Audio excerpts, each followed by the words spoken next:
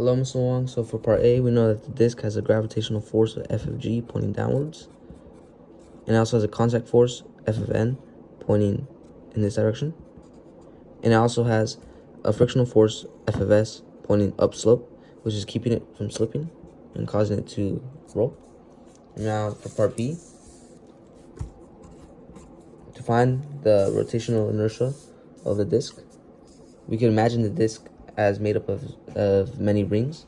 So we know that the moment of inertia is going to be equal to the sum of these rings, which is going to be r squared dm.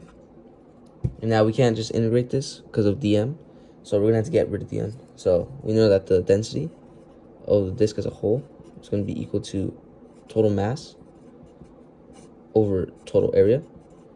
And we know that the density of a segment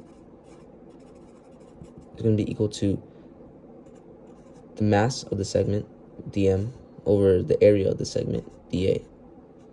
And we also know that the area of a circle or a disk is going to be equal to pi big R squared. And we know that the area of a segment is going to be equal to dA, which is going to be equal to 2 pi little r dr. Alright, and we know that the ratio between the density of a whole is equal to the ratio of the density of a segment. So we just set m over a equal to dm over a dA. And now, since we're trying to get rid of dm, we could just isolate for dm here. So we could multiply dA on both sides, which gives us dm is equal to m dA over a. And we know that dA is equal to 2 pi r dr, 2 pi little r dr. So we go ahead and plug this all in. So dm is going to be equal to m 2 pi little r dr over a. Now we go ahead and plug this into our formula for the moment of inertia of a disk.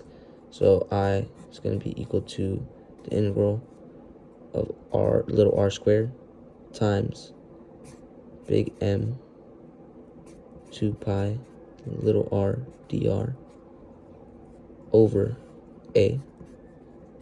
And now we can pull out our constants. So I is going to be equal to m 2 pi over a, which is going to leave us with r squared times r dr inside the parentheses, so, or inside the integral. So our bounds for the integral are going to be from 0 to big R, because it's going to be from the disk as a whole, from the center to the outer, which is R, big R. So that's going to be our bounds. Now, r squared times r little r squared times little r is going to be r cubed. So let me just go ahead and rewrite this. Now we could plug in our a, which is equal to pi big R squared. So m 2 pi over pi big R squared is and then the rest of the integral. So now we could actually integrate this. So I'm going to ahead and rewrite this, which is going to be a constant. And this is going to be r little r to the power 4 over 4, because we just add 1 on to the power, and then we divide. So then it's going to be 3 plus 1, which is 4, and then we divide by 4. And now it's going to be with respects to from 0 to r. So now we're left with I is equal to m 2 pi over pi times big R squared times little r times big R times little r to the power 4 over 4. And now we plug in big R into this little r. So it's going to be big R to the power 4 over 4. And since the bottom number is 0, this is just going to be 0. So we don't have to write anything else. So we're left with I is equal to m 2 pi over pi. The pi's will cancel out. Oh, and then, so we're left with I is equal to m2 over big R squared times big R to the power 4 over 4. The 2 is going to cancel out, leaving us with 2 on the bottom. So I is going to equal to m R, and then the big R on the bottom to the power 2 is going to cancel out. It's going to leave us with R2 on top. So we're going to be left with m big R squared over 2, or I is equal to 1/2 m R squared. Alright, that's for part B. Okay, so for part C, we just set up net torque, which is going to be equal to F times R, which is equal to I alpha. When we know that alpha is just going to be equal to A over R, and A is what we're going to be looking for, so I'm going to go ahead and plug that in. So I is going to be equal to net torque is going to be equal to I times A over R. And it's going to be the same R. So now we know that our force, since the center of the disc is the pivot, our force is going to be F fric times R. And F fric is just going to be Fs. So now we go ahead and expand our I, which is just going to be 1/2 m R squared, since our pivot is through the center. So it's going to be A over R is here, and it's still going to be Fs times R. Now our R's are going to cancel,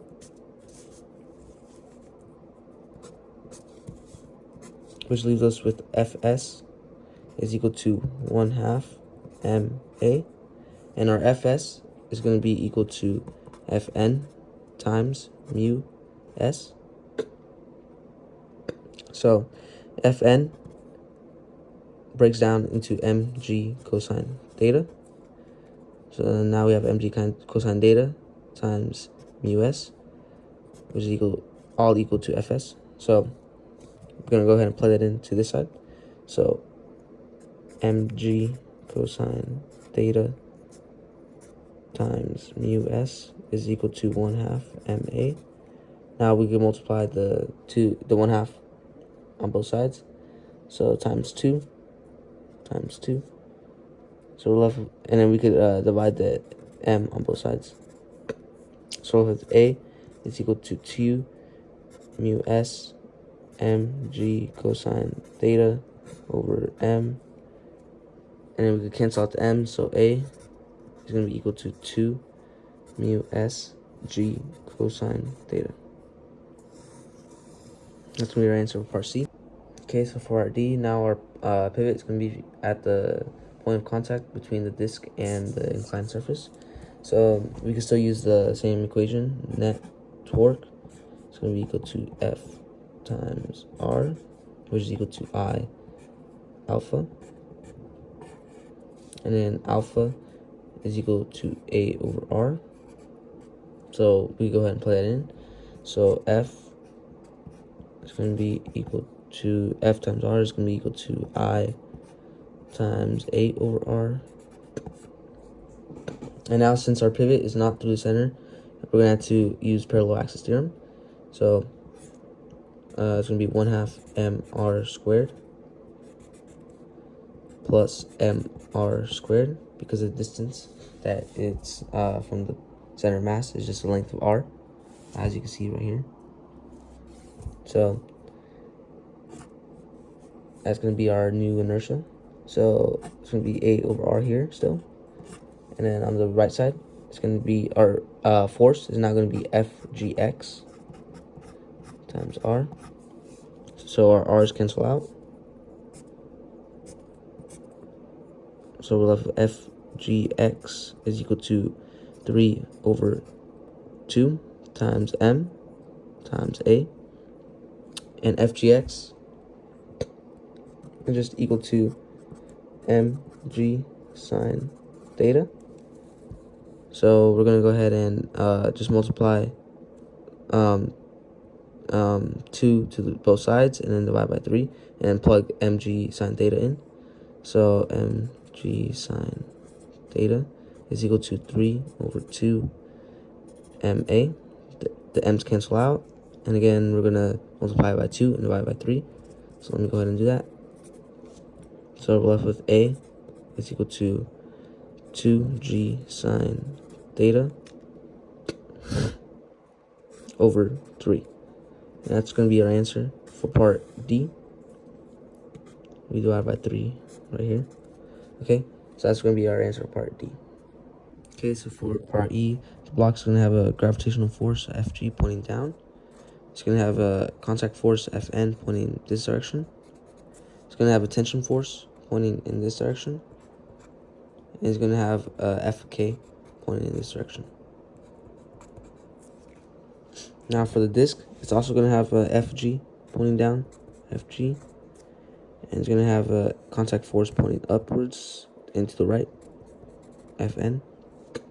And it's going to have the tension force pointing upslope towards the block. And it's also going to have the frictional force, Fs, pointing in this direction. Alright, so for part E, the block is going to have a gravitational force Fg pointing downwards. It's going to have a contact force of Fn pointing in this direction. And it's going to have the tension force pointing towards the disc. And it's going to have F of k pointing upslope. Now for the disc, it's also going to have an Fg pointing downwards. And it's also going to have a Fn pointing in this direction. And it's also going to have the tension force, but this time it's going to be pointing towards the block, upslope. And it's going to have a frictional force, Fs, pointing upslope as well. So that's for part E. Alright, now so for part F, to prove the linear acceleration of the block, we could begin with our net force formula, which is equal to ma. And in this case, the forces in the y direction cancel out, so we're just left with the forces in the x direction. So it's going to be t plus fgx minus f of k is equal to ma. And we can isolate for t by subtracting fgx and adding fk on both sides. So we're left with t is equal to ma minus fgx plus f of k. So now we can go over to our net torque formula, which is equal to F times R is equal to I alpha.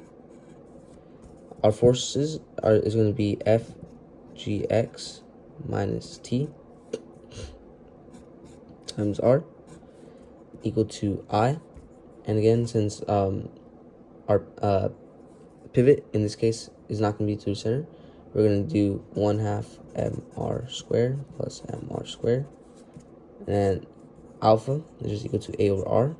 So we go ahead and plug that in. So a over r. This, on the right side, our inertia is going to simplify down to 3 over 2 mr squared.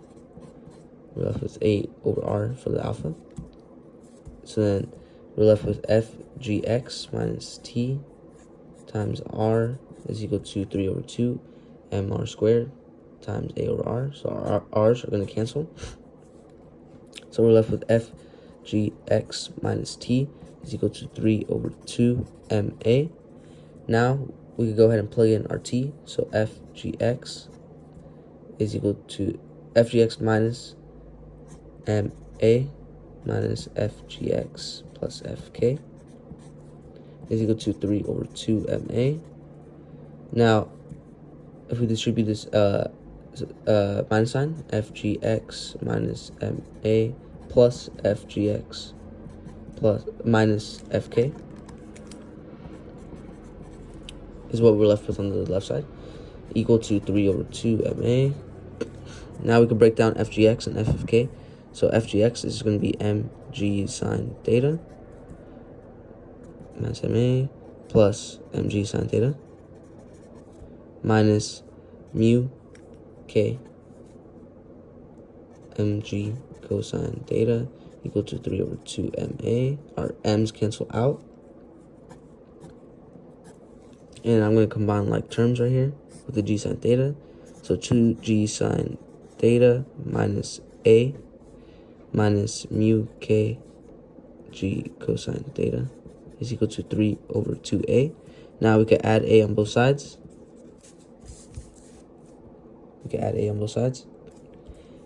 So we're left with 2g sine theta minus mu k g cosine theta is equal to 3 over 2a plus a.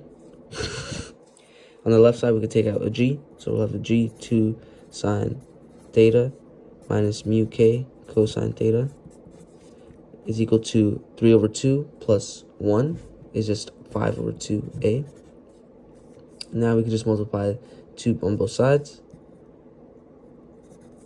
and then divide by 5 on both sides. So we're left with 2g times 2 sine theta minus mu k cosine theta over 5 is equal to a. We can distribute this 2.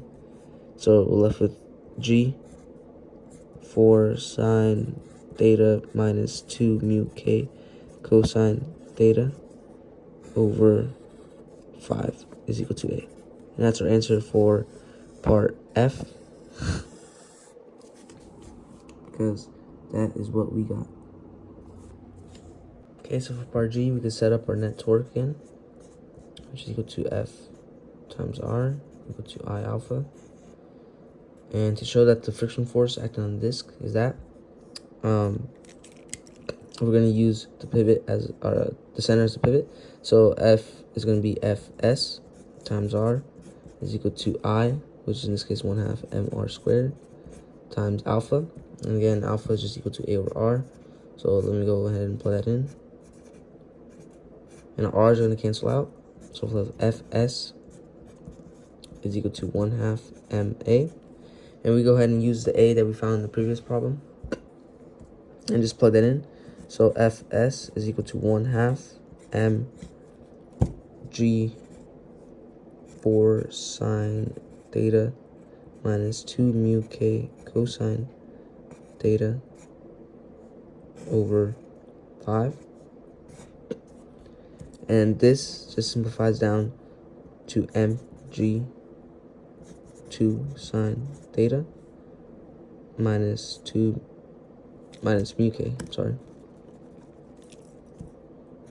minus mu k cosine theta over 5,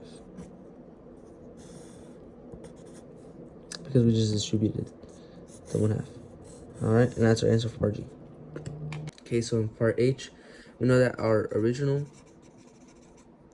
tension is going to be equal to MA minus FGX of the block plus FK, which is from the block as well. So we could plug in our A that we've solved in the previous part as well. So, and we can plug that in. T is equal to mg times 4 sine theta minus 2 mu k cosine theta over 5 minus FGX B plus FK. Alright, now we can break up the FGX and the FK. So let me go ahead and rewrite this.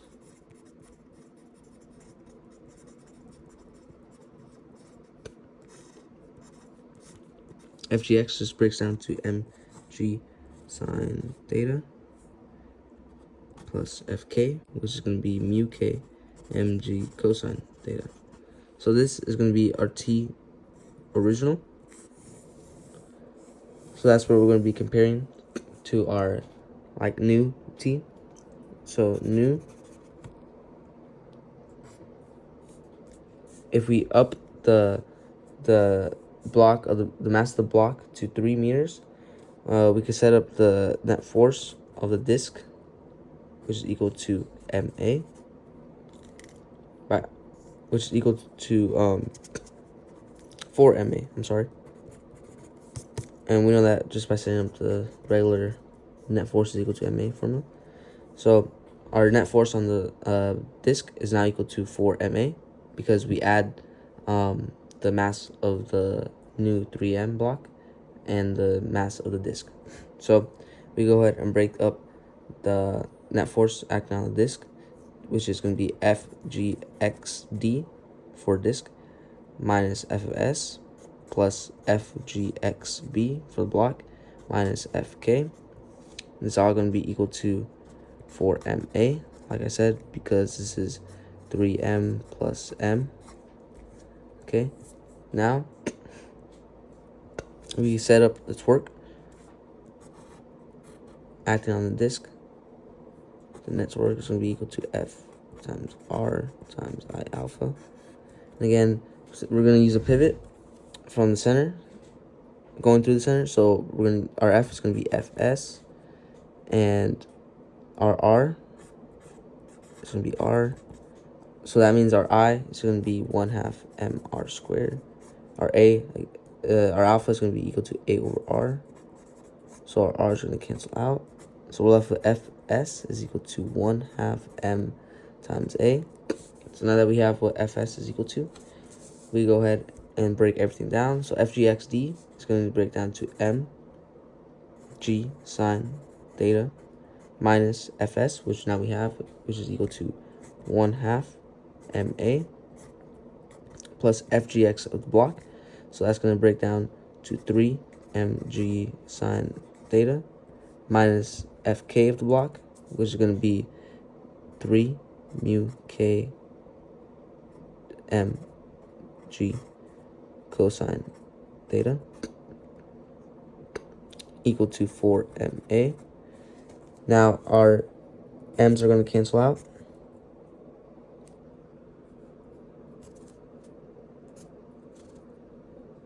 So we're left with g sine theta minus 1/2 A plus 3g sine theta minus 3 mu k g cosine theta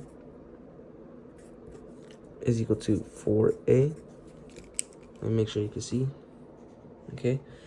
Now we go ahead and combine like terms. So we're going to get 4g sine theta minus 1/2 A minus 3 mu k g cosine theta is equal to 4A. We go ahead and add this 1/2 A on both sides. So we're left with 4g sine theta minus 3 mu k g cosine theta is equal to 9 over 2A, because 4 plus 1/2 is just going to be 9 over 2.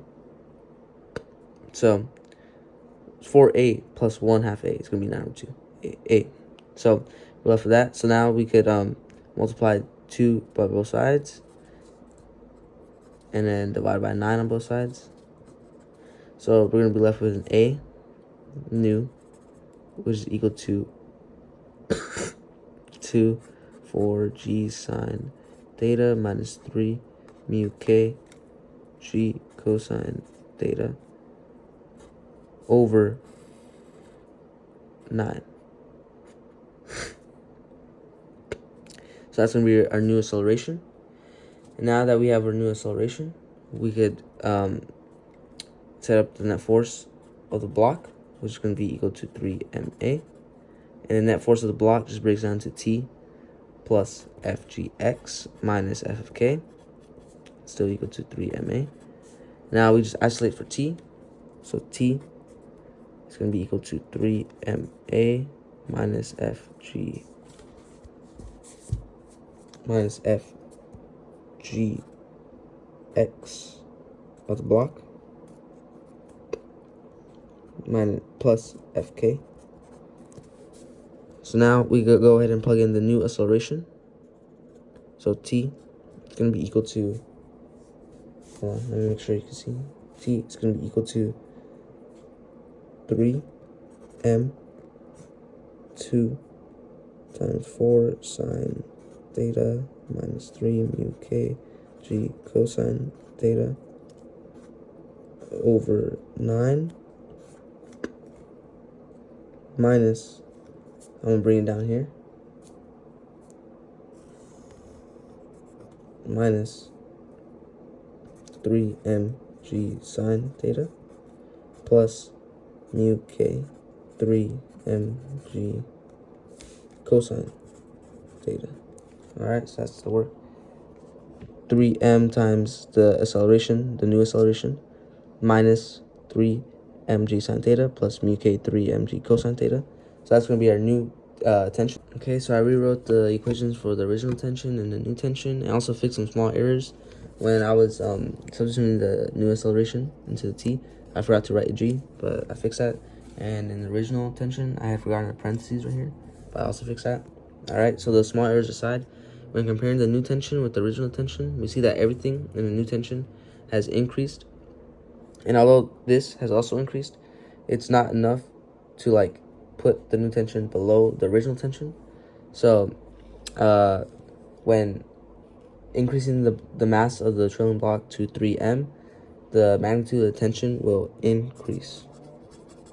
And that's FRQ2. Thank you.